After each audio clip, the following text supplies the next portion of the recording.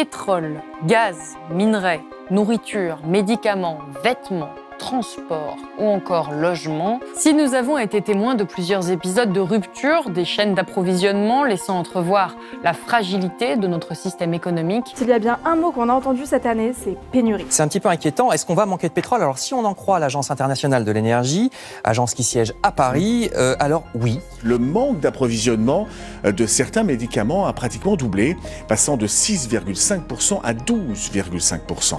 Avec la pénurie de matériaux, les prix ont explosé. Les risques sont documentés depuis des années. Vous n'avez pas pu louper l'information concernant le pétrole, par exemple. Nous savons qu'il va manquer et qu'il est en grande partie à l'origine du réchauffement climatique. Et pourtant, aucune politique de fond n'est mise en place pour nous permettre de faire face à ces pénuries. Mieux, une partie de nos responsables politiques sont carrément dans le déni.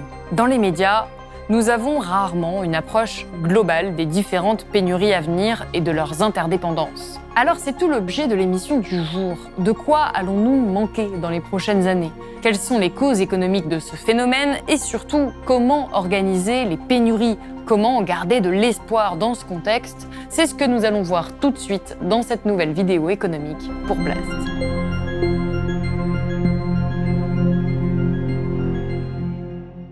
Renaud Duterme, bonjour. Bonjour. Vous êtes géographe, agrégé en sciences du développement de l'Université libre de Bruxelles. Vous êtes l'auteur de plusieurs ouvrages, dont La dette cachée de l'économie, aux éditions Les Liens qui libèrent, ou encore Petit manuel pour une géographie de combat, aux éditions La Découverte. Et vous venez de publier ce livre, Pénurie, quand tout vient à manquer, aux éditions Payot. Alors l'objectif de votre livre, c'est de proposer un état des lieux des contraintes physiques, économiques et sociales qui pèsent sur nos approvisionnements divers, comme l'énergie, les matières premières, les produits agricoles ou encore les biens industriels, donc de multiples domaines de société qui nous permettent tout simplement aujourd'hui de faire société.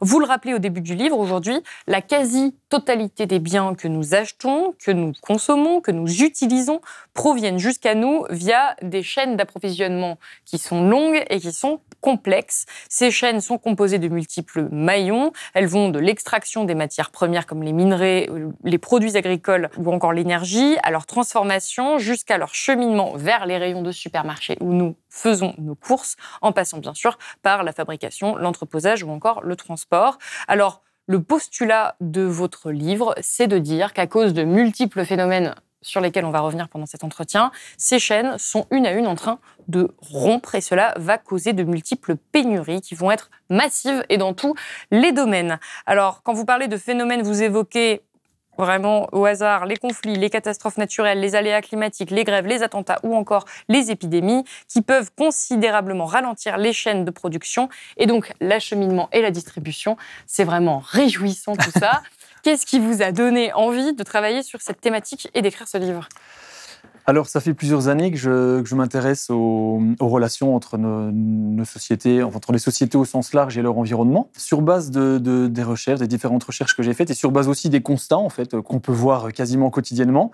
Eh bien, cette question de l'approvisionnement des différentes choses que nous consommons, que nous utilisons au quotidien, s'est imposée un peu d'elle-même, et notamment ces dernières années avec la multiplication d'événements venant perturber cet approvisionnement. Évidemment, on pense tous à l'épisode Covid. Mais en parallèle de cet épisode Covid, on a eu des petits événements qui ont été plus ou moins grandes conséquences. Je pense notamment à un événement qui a été relativement limité dans le temps et dans les conséquences, mais qui aurait pu être beaucoup plus dévastateur, qui est le blocage du canal de Suez par un porte-conteneurs géant, qui a été résorbé relativement rapidement, mais qui aurait pu... Qui a coûté quand même extrêmement cher, qui a déjà eu des très grosses conséquences, même s'il n'a pas duré longtemps. Tout à fait. C'est vrai que je parle plus de conséquences pratiques, en tout cas sur la vie des gens, mais dès qu'on s'intéresse un peu à toutes ces chaînes logistiques, on voit que les conséquences sont beaucoup plus importantes qu'on ne le pense. Et puis, suite à ça, on a l'impression que ça ne s'arrête jamais. On a des épisodes de sécheresse qui limitent la production de tel ou tel bien ou qui limitent le transport de telle ou telle marchandise. On a évidemment la guerre en Ukraine, qui a aussi posé un certain nombre de problèmes. Récemment, on a aussi les tensions et notamment les attaques de navires en mer Rouge, qui ne sont pas mentionnées dans le livre parce que ça arrivait après, mais on a l'impression qu'il y a ces derniers temps en fait une multiplication d'événements qui viennent à remettre en cause notre système de production et de consommation qui s'est globalisé. Et ce qui est intéressant, et que j'ai essayé d'analyser, notamment en tant que géographe, c'est que c'est d'essayer d'adopter aussi une approche pluridisciplinaire des choses et donc de voir que ce qui est inquiétant, c'est cette multiplication de petits couacs. C'est pour ça la première partie du livre, je les ai intitulés des grains de sable dans la machine. C'est cette multiplication de grains de sable qui sont peut-être relativement résolubles indépendamment les uns des autres, mais qui s'alimentent et qui s'interconnectent. Et je pense que c'est ça qui est inquiétant, surtout qu'on va certainement en reparler, mais cette multiplication, à mon sens, a de grandes chances de se poursuivre dans un avenir proche et lointain. Oui, en fait, c'est ça que vous nous expliquez. Vous faites un état des lieux des pénuries qui ont déjà eu lieu ou qui sont encore en cours, des petits couacs, comme vous les appelez, mais surtout, ce que vous nous décrivez, c'est un futur extrêmement sombre, où globalement, on va être dans un monde où la pénurie sera la norme, où tous nos modes de consommation, nos manières de vivre vont être impactés, et vous en dressez un portrait quand même assez précis. Alors, vous prenez vraiment les domaines un par un, et vous expliquez quelles sont les pénuries auxquelles nous faisons déjà face, et quelles sont les pénuries à venir. Et le premier domaine auquel vous vous attaquez, c'est bien sûr un peu le domaine qui impacte tous les autres domaines, c'est le domaine de l'énergie. Alors, vous ouvrez ce livre avec le projet ICOP de Total Energy en Ouganda et en Tanzanie, qui a fait énormément parler, ce pipeline géant qui est considéré comme une bombe climatique par de nombreuses ONG et associations qui étudient les questions environnementales. Aujourd'hui, vous le rappelez, les énergies fossiles constituent encore 80% du mix énergétique mondial. Cette part va devoir baisser considérablement. Premièrement, pour des raisons climatiques, puisqu'on sait c'est le premier facteur de changement climatique, donc qui détruit les conditions d'habitabilité de la planète, mais aussi pour tout simplement, encore une fois, des raisons de pénurie, puisque nous n'aurons plus accès à ces énergies fossiles et nous ne sommes pas prêts à y faire face. C'est ça que vous nous expliquez. Oui, alors il y a plusieurs choses à dire, évidemment, donc sur cette question énergétique. Déjà, c'est toujours utile, et j'essaie de le rappeler dans le livre, je ne suis pas le seul à le faire, évidemment, l'importance de l'énergie pour nos sociétés. En fait, on oublie souvent que tout ce qu'on fait n'est que sur base d'une énergie abondante. On parle beaucoup de croissance économique, on parle de consommation de masse, etc. Rien de tout ça ne serait possible sans l'accès à une énergie bon marché qui est essentiellement fossile. Donc, vous l'avez dit, on parle beaucoup de renouvelables, etc. Mais on oublie que 80% de notre mix énergétique mondial, et c'est quasiment le cas dans la plupart des pays, repose sur des énergies fossiles. Le pétrole en particulier, mais également aussi le charbon et le gaz. Et donc ces énergies, non seulement elles sont destructrices pour les équilibres climatiques, ça on commence à en entendre parler, mais il y a également aussi, ce qu'on entend beaucoup moins, ce qu'on évoque beaucoup moins dans les différents médias, des contraintes physiques et des contraintes géologiques qui vont imposer la sobriété ou la pénurie.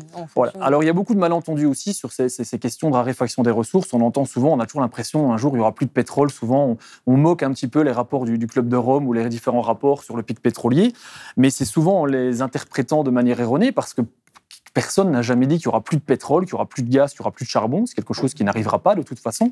Mais ce qui arrive, en particulier pour le pétrole, c'est que nous atteignons le pic de la production, c'est-à-dire le pic des réserves, des ressources qui sont accessibles. Et c'est vraiment ça qu'il faut comprendre. Ce n'est pas la fin d'un pétrole total, c'est la fin d'une certaine accessibilité, facilité d'accès à un pétrole. Et donc, les gisements qui restent maintenant sont les gisements les moins accessibles, ce qui implique que c'est des gisements qui vont être plus compliqués à extraire, ou dans lesquels le pétrole va être plus compliqué à extraire, ce qui implique des coûts environnementaux beaucoup plus importants, ce qui implique un coût financier beaucoup plus important, ce qui nécessite un prix du baril qui reste relativement élevé. On le voit maintenant, là pour l'instant, le prix du baril est relativement bas, mais ce qu'on entend par relativement bas, c'est quand même aux alentours de $80, ce qui, il y a quelques années, était quelque chose de considéré comme extrêmement élevé.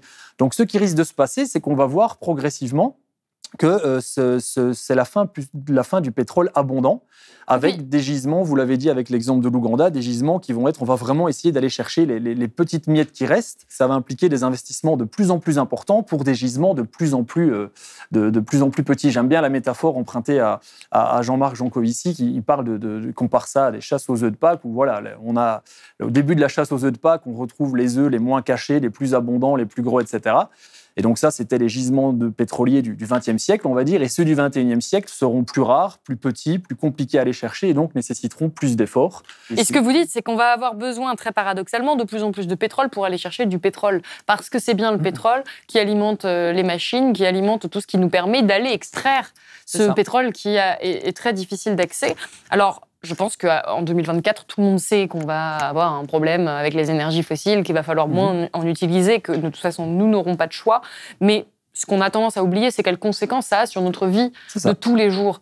Quelle est la place du pétrole et de manière plus générale des énergies fossiles dans notre vie quotidienne ?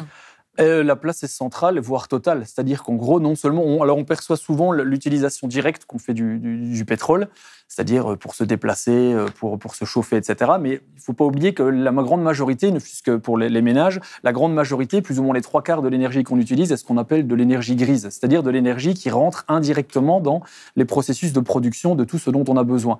Et donc, pour transporter les choses, évidemment, notamment quand on achète des choses qui viennent des 4 coins du monde, dont la plupart des technologies que nous avons ici, il a fallu du pétrole. Il a fallu du pétrole également pour extraire les différents minerais qui composent tous les produits que nous consommons. Là, ici, nous sommes entourés, on va certainement y revenir, mais de matériaux, de minerais, etc. Or, on oublie souvent, il y a un autre spécialiste qui s'appelle Mathieu Ozano qui parle du pétrole comme la mère de toutes les matières premières.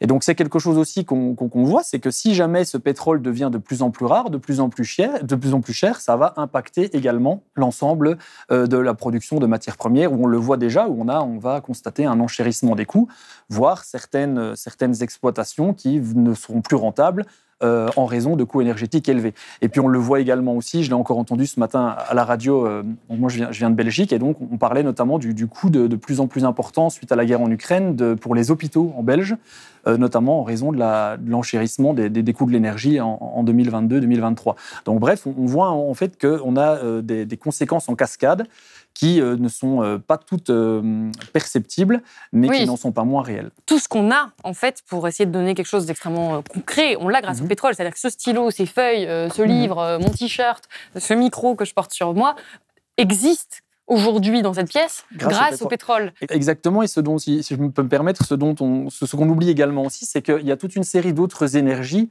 En fait, on comprend mal des fois les systèmes énergétiques. On a l'impression chaque fois qu'une énergie se substitue à une autre, alors qu'en fait, la plupart de ces énergies s'imbriquent les unes avec les autres et s'additionnent. Et en fait, on remarque que tout notre système est basé sur des énergies fossiles. C'est-à-dire que quand bien même on envisage, et ce qu'il faut évidemment, ce qu'il faut faire, c'est accroître la part des énergies renouvelables dans le mix énergétique, on oublie souvent que quand bien même des énergies renouvelables prendraient une place de plus en plus importante, tout notre système organisationnel est basé sur des énergies fossiles. Et donc, remplacer tout ça implique des changements qui sont considérables. Et c'est ça aussi le problème de nos régimes énergétiques, c'est qu'il y a quelque chose, c'est des régimes et des systèmes qui comprennent une grande inertie. Et donc, qui nécessitent des changements qui sont très longs à mettre en place. C'est-à-dire qu'en gros, passer d'un système énergétique à l'autre, si tant est que ce soit possible, parce qu'il y a un historien qui s'appelle Jean-Baptiste Fressos qui aime à rappeler que ça ne s'est jamais fait dans l'histoire. Et en fait, si on veut, le terme à la mode, arriver à une transition énergétique, c'est des mesures qui doivent être prises maintenant et qui concernent la transformation de toutes nos infrastructures et donc qui ne pourront se faire que pendant des années, voire des décennies. D'où mon constat que certains diront pessimiste, je dirais lucide. En tout cas, par rapport à une hypothétique sortie des énergies fossiles dans un avenir proche. En tout cas, ce que vous expliquez aussi, c'est qu'on ne peut pas s'appuyer, vous l'avez dit, sur une seule énergie. On ne peut pas dire, il y a un problème avec les énergies fossiles, puis du coup, on va remplacer ça par autre chose et on va pouvoir garder le même système. C'est tout simplement physiquement, matériellement impossible. Qu'est-ce que vous pensez de ceux qui, parfois, nous disent le nucléaire, c'est la solution, on va pouvoir continuer, alors ils disent pas forcément qu'on va pouvoir tout continuer de la même manière, mais que c'est vraiment le cœur de la solution. Notamment, il y a des hommes politiques qui disent, mais pas de problème, on a le nucléaire, on va développer le nucléaire, tout va bien se passer. Vous dites le nucléaire, oui, mais attention, ce n'est pas la solution à tout. Alors, je ne dis même pas oui. En fait, j'essaie aussi de poser L'idée de ce chapitre, c'est d'essayer de passer en revue les différentes sources énergétiques, les sources d'énergie primaires que nous utilisons et d'essayer de montrer qu'elles ne pourront nous permettre de continuer ce monde d'abondance, d'hyperabondance que nous avons. Elles ont toute une série de contraintes et même le nucléaire, qui est souvent envisagé, et c'est vrai qu'à juste titre, qui est une énergie qui est relativement dense, c'est ça qui fait son succès. Et d'ailleurs, c'est ça aussi qui fait son succès auprès de nombreux économistes, on va dire libéraux, qui imaginent en fait la poursuite d'un système de croissance infinie et donc voient dans cette énergie extrêmement dense la possibilité de le faire. Ce qu'on oublie souvent, c'est une série d'évidences. Déjà, premièrement, le nucléaire ne sert qu'à produire de l'électricité. Or, l'électricité reste seulement une part relativement minime de nos besoins énergétiques totaux. On n'est pas prêt de pouvoir faire avancer des porte-conteneurs, des camions, etc. L'électricité, ça va être très long. Remplacer le parc automobile par des voitures électrique, on va voir aussi que si tant est que ce soit possible et tant est que ce soit souhaitable, on pourra peut-être en parler par la suite, c'est quelque chose de nouveau qui va nécessiter des externalités très importantes et qui va mettre des dizaines d'années à pouvoir se mettre en place. Donc de nouveau, on oublie un petit peu en fait souvent cette inertie. Et alors ce qu'on oublie également aussi, et ça c'est pour ça que le nucléaire est un débat très, très franco-français, il y a de nombreux pays qui n'utilisent pas le nucléaire. Et quand bien même on voudrait poursuivre et remplacer tous nos besoins en électricité par des centrales nucléaires, c'est de nouveau quelque chose qui va impliquer des délais très longs. C'est-à-dire, on parle en général entre la décision d'installer une nouvelle centrale nucléaire et son installation et avec son fonctionnement réel, on parle de minimum une quinzaine d'années, sans compter les possibles mobilisations, puisqu'on sait que le nucléaire, tout le monde est pour le nucléaire, mais peu de gens veulent une centrale à côté de chez soi. Donc, c'est des choses qui risquent de poser problème et qui risquent. Donc, c'est pour montrer aussi que ce débat n'est pas uniquement technique, il est également social. Et puis, on oublie aussi souvent que le nucléaire va devoir s'inscrire dans un contexte de contraintes climatiques. Géopolitique. On peut penser aussi aux nombreuses sécheresses qui affectent le fonctionnement des centrales. On pense aussi, et notamment c'est le cas pour la France et la Belgique, où on a des centrales qui sont assez vieillissantes. Et donc, qui dit une centrale vieillissante? Alors, sur le risque d'accident, c'est toujours compliqué parce que les données sont tellement techniques et viennent de tel ou tel acteur, donc je ne suis pas compétent pour me prononcer là-dessus. Mais ce qui est certain, c'est qu'une centrale plus ancienne tombe plus souvent en panne et donc nécessite des réparations et des entretiens beaucoup plus longs. Dans un contexte où on remarque, que ce soit en Belgique ou en France, un relatif désamour pour la filière de nombreux ingénieurs. Et on a déjà vu, je crois que c'était en 2022 ou 2023, j'ai peur de faire une erreur, en tout cas, soit en 2022, soit en 2023, on a eu des centrales qui sont restées à l'arrêt de manière beaucoup plus longue que prévu parce qu'il y avait un manque de main-d'œuvre, etc. Donc bref, il y a toute une série de contraintes qui vont peser sur le secteur. Et alors, que le nucléaire fasse partie de la solution ou pas, je pense que ça, c'est quelque chose qui, à mon sens, doit faire l'objet d'un débat démocratique. Mais ce qui est certain, c'est que c'est complètement illusoire de penser, comme beaucoup le font, que le nucléaire va nous donner la solution, va nous permettre de continuer comme nous le faisons. Parce que ce que vous décrivez, c'est vraiment que de toute manière, nous allons subir des changements de vie profonds, des pénuries dans absolument toutes les dimensions de la société. Et c'est vrai que c'est assez noir comme livre, mais vous qualifiez en tout cas ce constat de lucide. J'ai voulu commencer avec l'énergie parce que c'est avec ça que vous débutez votre livre. Vous qualifiez l'énergie comme n'étant pas un élément parmi d'autres dans l'équation économique, mais comme la condition sine qua non de toute activité humaine. Donc c'est pour ça que c'est vraiment un domaine qui est fondamental. Pour ceux qui veulent aller plus loin, évidemment, ils peuvent acheter votre livre et le lire. Mais vous évoquez un deuxième domaine qu'on aborde moins dans le débat public et qui pourtant, à tort, qui pourtant effectivement semble être également au cœur de notre économie, c'est en ce qui concerne la matière. Alors je vais donner quelques chiffres que vous citez dans votre livre. Selon un rapport de l'ONU, 50 milliards de tonnes de sable gravier sont utilisés chaque année, dont environ 6 milliards directement prélevés au sein des fonds marins, avec des conséquences dramatiques pour la biodiversité et les ressources halieutiques. Alors pourquoi est-ce qu'on utilise autant de sable? C'est vrai qu'on ne pense pas forcément au sable, encore une fois, dans notre vie de tous les jours. Eh bien, pour fabriquer du béton, qui est donc associé à du ciment, dont la production est passée de 200 millions de tonnes par an en 1950 à 4,4 milliards de tonnes en 2019. Donc là encore, on a une explosion de l'utilisation de la matière et seulement la totalité des minerais constituent des stocks limités par la géologie et ne sont pas renouvelables. Donc là encore, sur les minerais, sur le sable, on va faire face à des pénuries parce que la planète n'est pas infinie, on ne peut pas prélever à l'infini. Et en plus, pour prélever, on a besoin de pétrole. Donc là, c'est un peu le serpent qui se mord la queue dans cette histoire. Ce que vous expliquez, c'est qu'il va falloir également creuser de plus en plus profond et produire de plus en plus de déchets pour de moins en moins de minerais. Vous donnez ce chiffre. Les nouvelles mines de cuivre contiennent un minerai à 0,5% de concentration contre 3% dans les années 1930. C'est exactement la même logique avec le pétrole. C'est-à-dire que plus le temps avance, plus on a extrait de la matière, plus c'est compliqué d'aller chercher de la nouvelle matière. Pourquoi est-ce qu'on a besoin de minerais? Pourquoi est-ce qu'on a besoin de matière dans notre vie de tous les jours? Quelle place ça occupe dans notre économie? Alors, au risque de me répéter, pour tout. C'est-à-dire que tout ce que nous avons, alors quand on pense aux minerais, quand on pense aux ressources minérales, aux métaux, etc., on pense évidemment aux grandes infrastructures, on pense aux véhicules, on pense à tout au secteur de la métallurgie, etc. Mais en fait, nous avons des minerais dans j'ai des minerais dans mes bijoux, on a des minerais dans son shampoing, on a des minerais dans sa peinture, on a des minerais dans absolument tout.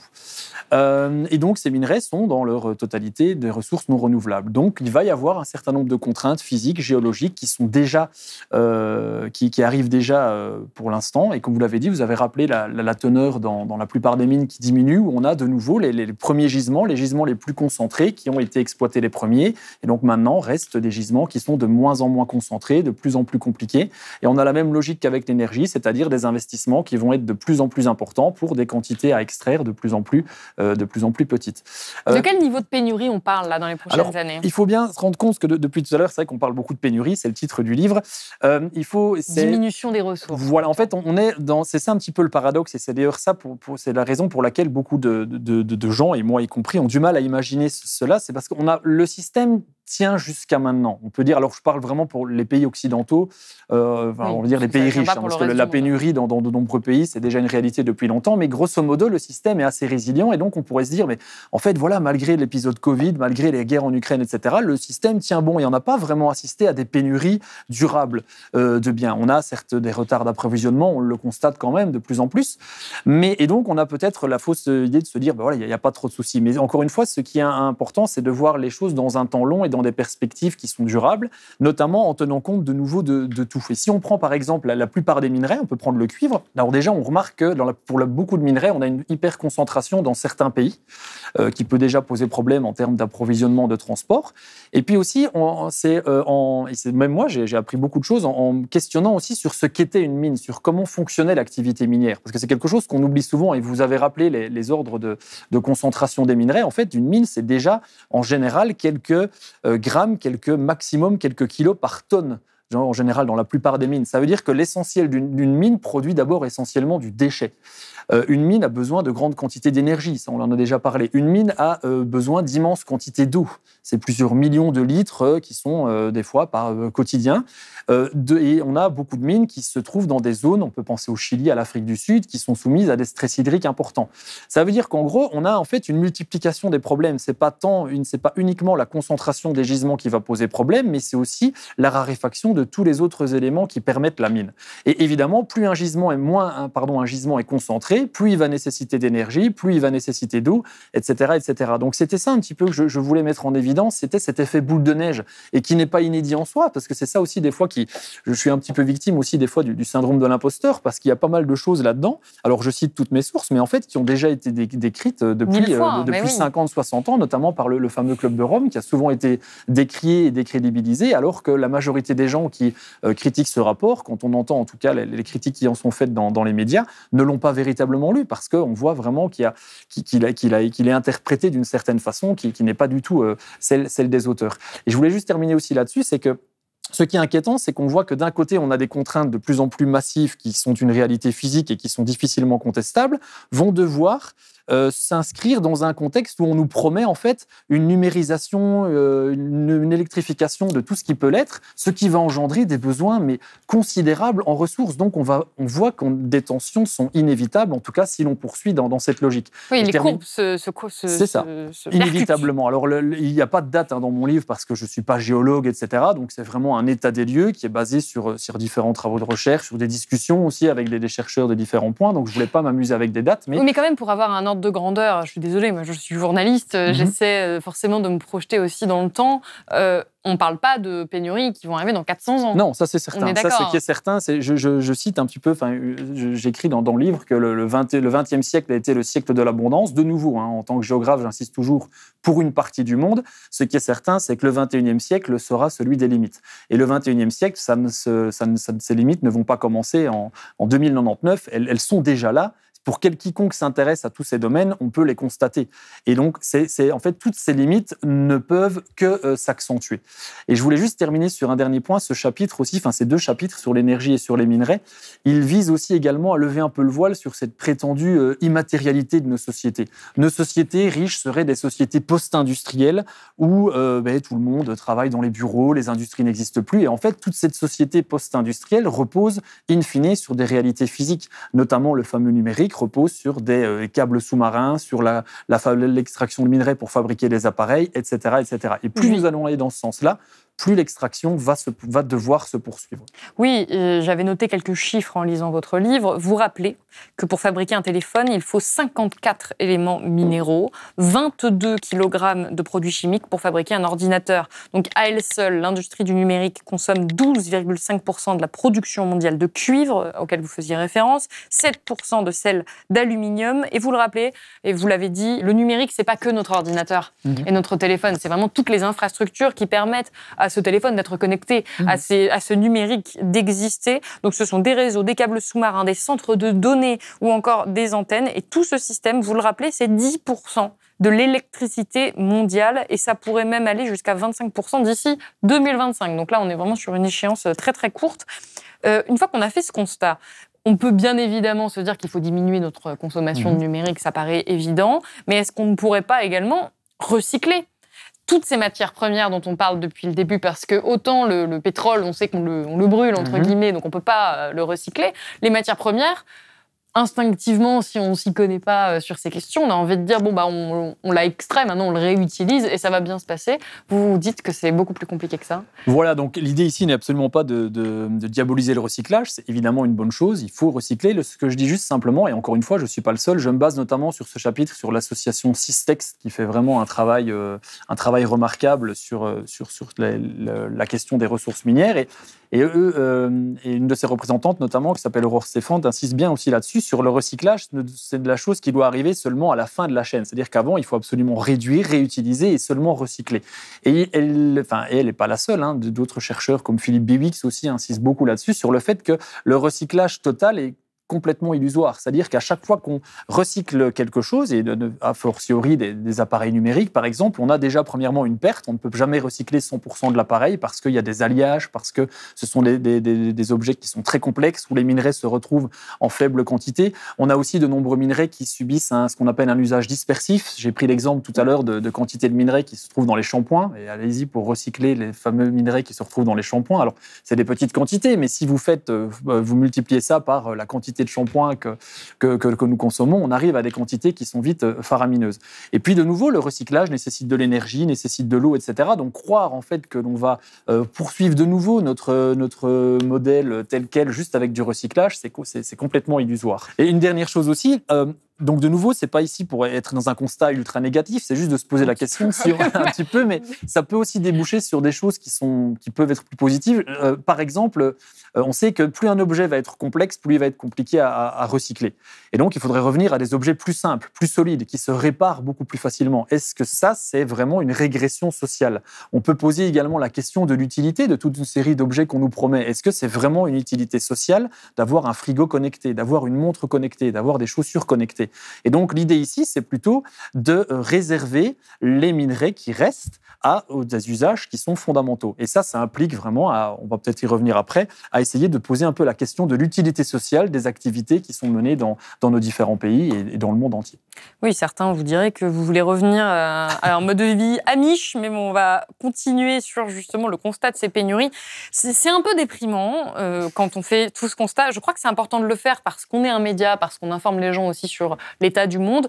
Je rassure ceux qui nous regardent, à la fin, on va essayer de venir quand même sur des solutions, sur comment on pourrait ne pas trop subir ces pénuries et sur comment faire face. Mais souvent, le problème qu'on a avec ce type d'ouvrage ou ce type de discours, c'est que ça vient quand même nous mettre au visage un état des lieux qui est quand même très effrayant et qu'on a tendance à se dire non, mais je veux même pas l'écouter, donc s'il vous plaît, restez avec nous. On fait un constat qui est assez difficile, mais après, on essaie vraiment de proposer, en tout cas vous essayez de proposer des solutions.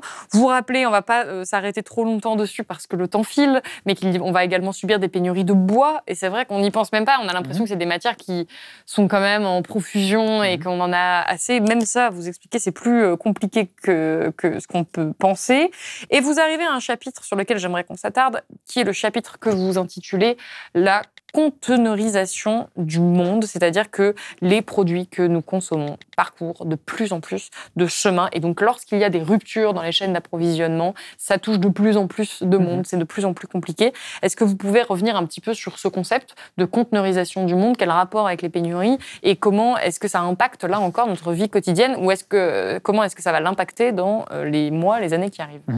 Alors, les deux premiers chapitres, donc l'énergie et la matière première, on se basait essentiellement d'abord donc, sur la production, les débuts de la chaîne. Mais comme vous l'avez rappelé, tout ce qu'on consomme, ça nécessite différents maillons. Et souvent, ces biens sont mondialisés, donc proviennent de plusieurs, des quatre coins du monde. Ils sont souvent distants de plusieurs dizaines de milliers de kilomètres. Et en fait, donc, ça veut dire que tout notre système repose sur un mot qui est assez à la mode ces derniers temps, qui est la logistique.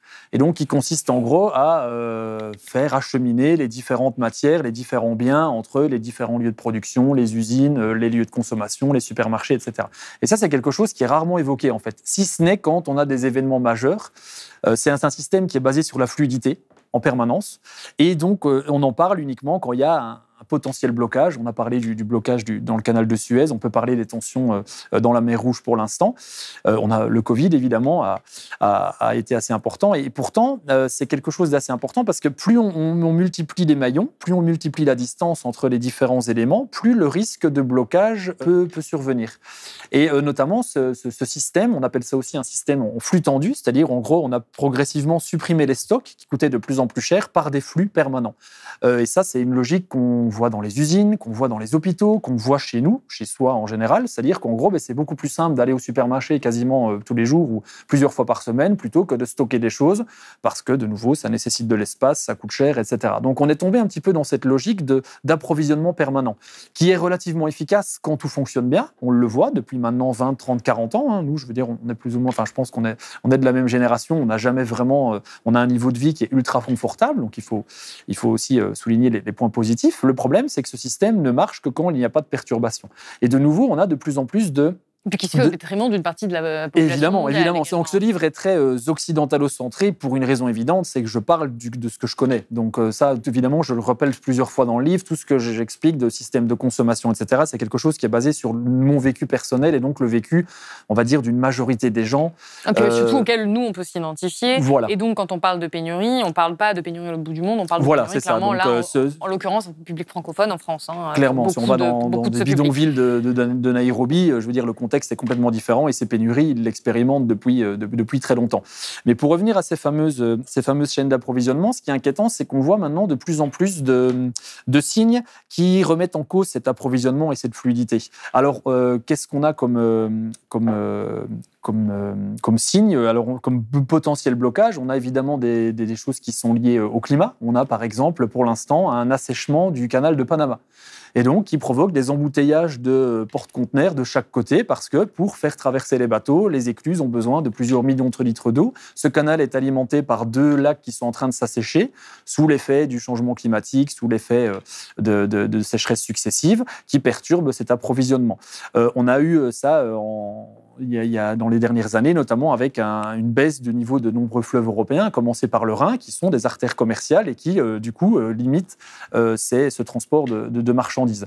On peut avoir des perturbations de type géopolitique. On le voit maintenant avec ce qui se passe en mer Rouge, où de nombreuses compagnies maritimes exigent de leurs bateaux de contourner l'Afrique avec 10-12 jours de trajet supplémentaires pour éviter les potentielles attaques. Donc, bref, on peut avoir des mouvements sociaux également aussi. Et clairement, nous sommes dans un système où les inégalités sont de plus en plus criantes. C'est pas à vous que je vais apprendre ça. Et donc, ce qui est synonyme de tension sociale, de tension politique de plus en plus importante, qui peut se traduire par des mouvements sociaux, par des mouvements de grève qui peuvent perturber les chaînes de l'approvisionnement logistique et les chaînes logistiques entre les différentes étapes. Donc, bref, on voit en fait qu'en gros, ce système à flux tendu est un peu un colosse au pied d'argile. Un dernier point aussi que je voulais souligner, donc j'insiste aussi sur le conteneur, mais j'insiste également sur le transport routier, qui est quelque chose d'assez peu évoqué, pour des raisons évidentes. C'est quelque chose qu'on n'aime pas, les camions, ça pollue, ça prend de la place sur les routes, ça pue, etc. Ce qu'on oublie souvent, c'est qu'en fait, nous sommes ici à Paris, une ville comme Paris ne tiendrait pas 3 ou 4 jours sans transport routier, parce que l'essentiel des biens que nous consommons quotidiennement, à commencer par la nourriture, est essentiellement acheminé par camion. Et donc, c'est des choses qu'on oublie souvent. Or, là aussi, on peut avoir des tensions de plus en plus importantes. J'ai parlé des mouvements de grève, mais on a également aussi un gros problème, que ce soit en Belgique ou en France, je sais qu'aux États-Unis, c'est le cas également, de manque de candidats routiers, où on a un vieillissement très fort de la profession, avec un renouvellement qui est très compliqué. On l'a vu également aussi pendant le Covid, où on a eu pas mal de craintes au début de l'épidémie, de voir il faut absolument que ces routiers puissent poursuivre leur travail. Là, on n'a pas parlé de confinement pour ces gens-là, pour la simple et bonne raison que sans camion, tout notre système d'approvisionnement quotidien s'écroule. Donc l'idée, c'est encore une fois de mettre en lien lien aussi, c'est quelque chose sur lequel j'insiste beaucoup dans mes différents travaux, c'est aussi de mettre en évidence le quotidien et le vécu de personnes qui sont dans l'ombre et pourtant sans qui toute notre vie quotidienne ne serait pas possible. C'est pour ça que cette problématique des pénuries est très très complexe, même à aborder intellectuellement, parce qu'il n'y a que des interdépendances. On ne peut pas aborder que l'énergie, que l'alimentaire, puisque tous les domaines sont interdépendants. Et c'est ça aussi parfois qui crée cette difficulté d'approche ou cette difficulté de compréhension et cette difficulté dans les solutions. Parce que ça a l'air d'être un problème tellement massif, tellement difficile à concevoir qu'on a du mal à concevoir les solutions. Une autre pénurie, encore une fois, on termine, je pense, avec ça parce qu'après, on va essayer de passer aux solutions.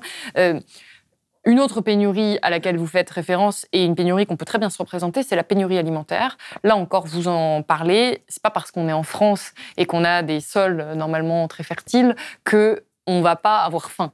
Et on va déjà manquer de certains produits prochainement. On manque déjà de certains produits. On l'a vu avec la guerre en Ukraine. Ça a produit des retards, en tout cas, ou des augmentations très importantes de certains prix. On va avoir un problème dans l'approvisionnement dans certaines parties de notre régime alimentaire, notamment à cause de la spécialisation de certains pays, c'est ce que vous rappelez, dans certains domaines. Donc, je donne là encore quelques chiffres que j'ai glanés dans votre ouvrage. La Malaisie et l'Indonésie produisent, par exemple, plus de 75% de l'huile de palme au niveau mondial. Le Ghana et la Côte d'Ivoire cultivent près de 50% du cacao mondial, donc seulement 2 pays. Et Madagascar, ce pays à lui tout seul, fournit 55% de la vanille mondiale. Donc on a beaucoup de cas comme ça où ce qu'on consomme provient en réalité d'1, 2, 3, 4 pays. Et la plupart des pays du monde s'approvisionnent dans ces pays-là. Et donc, une fois qu'on va avoir des pénuries là-bas, évidemment, ce sera très compliqué à reproduire.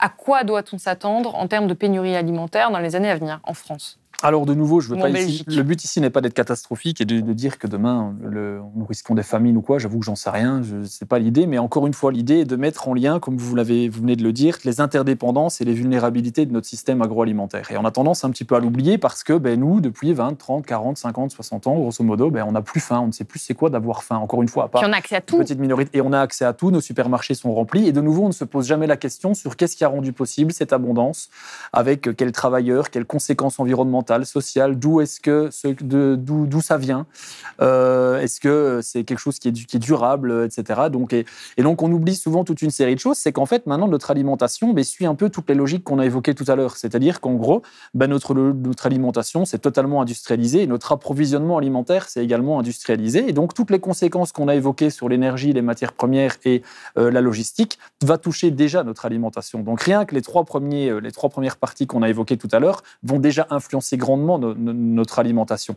Et on l'a déjà vu, par exemple, avec les craintes suite à la guerre en Ukraine, qui n'ont pas donné lieu à des pénuries durables, mais en tout cas qui, de nouveau, mettent en évidence la vulnérabilité de notre approvisionnement, puisqu'on sait que l'Ukraine et la Russie sont deux gros producteurs de céréales.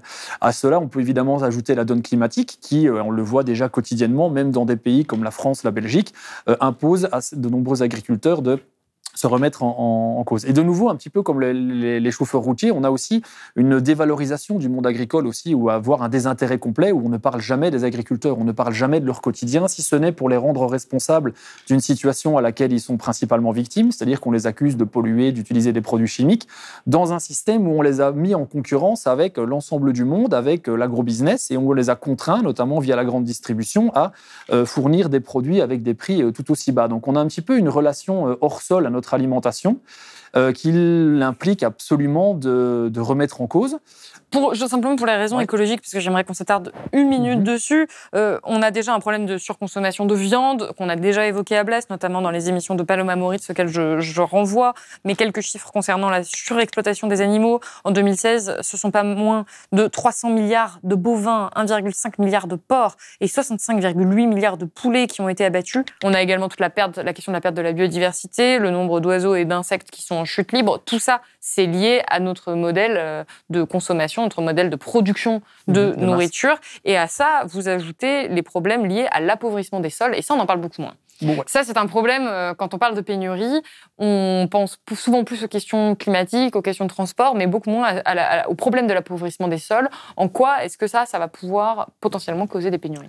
Mais de nouveau, tout est lié. L'appauvrissement des sols se fait par deux choses. On sait qu'un plus un sol est fertile, évidemment, plus les possibilités de culture sont importantes. Mais on a un appauvrissement des sols, en fait, en lien avec une surexploitation intensive des sols. Et c'est ça aussi que je dis à plusieurs reprises dans le livre, c'est qu'en fait, c'est notre surabondance qui risque de provoquer des pénuries.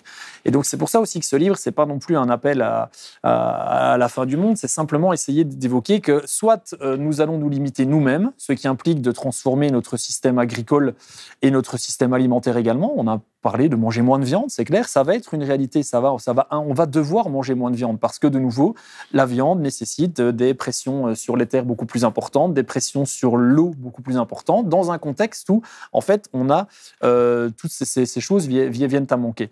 Donc, ces pénuries, pour l'instant, de nouveau, elles ne se sont pas encore matérialisées, elles peuvent toucher de différentes choses. On oublie aussi souvent que de nombreux engrais sont à base de minerais, qui, de nouveau, comme le phosphate, qui sont aussi relativement limités, essentiellement concentrés dans un certain nombre de pays. Donc, bref, de nouveau, c'est au risque de me répéter, mais on voit à travers notre système agroalimentaire une interconnexion de petits soucis climatiques, géologiques, sociopolitiques, géopolitiques, etc., qui risquent de remettre en cause tout ça. Et donc, c'est ça aussi que j'essaie un petit peu d'avancer dans ce débat, c'est d'essayer d'amener justement une approche pluridisciplinaire des choses pour montrer qu'en gros, les changements ne pourront être que profonds et pas simplement à la marge. Quand on essaye de résoudre un problème à la marge, au mieux, ça ne résout que ce problème-là. Au pire, ça en entretient d'autres et ça nous précipite encore plus dans des problèmes. Donc, on va devoir nécessairement qu'on s'impose une certaine sobriété, entendue comme une certaine réduction volontaire de notre consommation et de poser, du coup, en fait, la question de l'utilité sociale de tout ce qu'on consomme, que ce soit au niveau de l'alimentation, au niveau de l'énergie, au niveau des biens, etc., etc. Non, mais c'est vrai que c'est assez clair quand on lit votre livre, qui, encore une fois, adresse un constat qui est assez lourd, mais qui s'appuie sur des chiffres, qui est sourcé, où vous nous expliquez qu'en gros, c'est matériellement, physiquement impossible de continuer à avoir ce style de vie-là, en tout cas que nous l'ayons tous. Ça, c'est profondément incompatible avec la réalité matérielle des choses. On ne va pas revenir dessus longuement, mais vous y consacrez un chapitre sur les médicaments. Sur la santé en général, ouais. Et sur la santé, autre domaine auquel on ne pense pas forcément quand on parle de pénurie, et pourtant, vous recensez des pénuries de certains médicaments en France également, des alertes qui sont adressées à l'Agence nationale de sécurité du médicament et des produits de santé, qui sont donc des alertes qui sont en augmentation depuis ces dernières années, parce que là encore, c'est toujours le même principe, et finalement, c'est le principe de la mondialisation, c'est qu'on a localisé dans certains pays la production de certains actifs dont on a un besoin vital. Et le constat qu'on fait à la fin de votre livre, c'est qu'en France, on n'est pas du tout autonome, on n'a pas du tout assez pour produire notre propre énergie, produire notre propre nourriture, nos propres médicaments, nos propres vêtements. On est très très loin de cette autonomie et elle va être extrêmement compliquée à acquérir. Ouais. Donc on va peut-être s'arrêter là. Je nuancerai juste un petit point dans ce que vous avez dit. Vous avez dit donc c'est de la mondialisation et en fait je distingue dans le livre la mondialisation le processus de mondialisation du projet politique de mondialisation. Et là j'insiste bien là-dessus parce que justement je ne voudrais pas que ce livre soit repli par des mouvements politiques identitaires en disant ben voilà il faut absolument se replier, refermer les frontières, oui, etc. Vous y consacrez un voilà, chapitre. Et justement je dis bien qu'à un moment donné on va avoir besoin aussi, donc on a besoin d'une mondialisation parce que nous sommes dedans et d'ailleurs cette mondialisation est souhaitable, ne fût-ce que pour les échanges culturels, etc.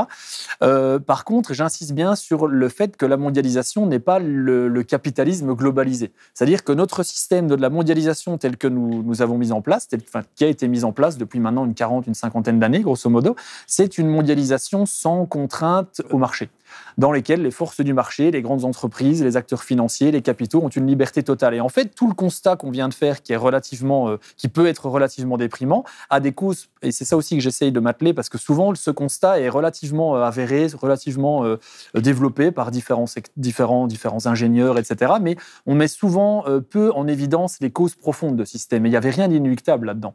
On a vraiment eu, en fait, si jamais on a éloigné les différentes étapes des chaînes d'approvisionnement, c'est c'est pour obéir à une certaine loi de la mondialisation néolibérale qui vise simplement à ce qu'on va délocaliser et on va sous-traiter les différentes étapes de la production, là où c'est le moins cher, là où les normes environnementales sont les moins élevées. Et ça, c'est quelque chose qui n'avait rien d'inéluctable et qui a été principalement décidé par des acteurs financiers qui ont pris le contrôle de grandes entreprises au détriment des travailleurs. Donc, et pour vous, ce sont des choix politiques. En fait, voilà, c'est ça que vous rappelez. Et ça, c'est la potentielle bonne nouvelle, c'est que des choix politiques peuvent essayer de faire retrouver une certaine autonomie à nos territoires, que ce soit nos États, mais également au sein de nos États. Je pense que l'autonomie doit aussi concerner tout un chacun, parce que c'est des choses aussi à se poser la question, est-ce que moi, en tant que personne, est-ce que c'est sain d'être dépendant de toute une série de choses juste pour des besoins fondamentaux et quotidiens et c'est valable également aussi à l'échelle communale, à l'échelle régionale, etc. Et l'idée, j'insiste bien là-dessus, n'est pas de revenir à une certaine autarcie.